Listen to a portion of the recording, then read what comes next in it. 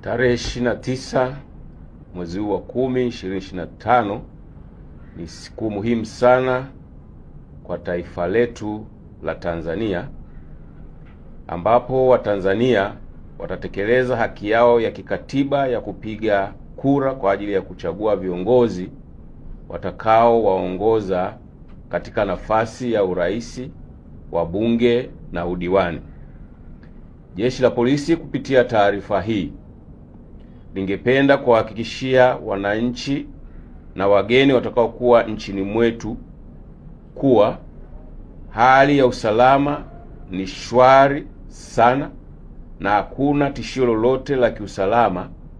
linaloweza kufanya shughuli hiyo ya kupiga kura isifanyike kwa amani. Pia wananchi mnahakikishiwa amani na usalama wa kutosha siku ya Jumatano, hivyo mjitokeze kwa wingi kama mlivyojiandikisha kwenda kupiga kura bila hofu yoyote ile. Aidha, ninawahakikishia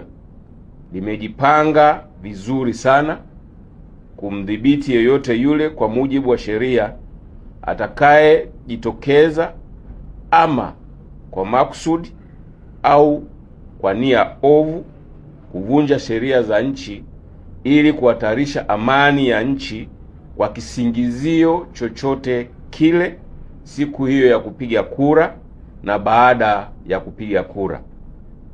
Atakaye thubutu kuvunja sheria asimlaumu au asilaumu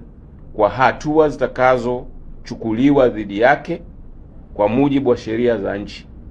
kwani elimu imetolewa vya kutosha na kwa muda mrefu.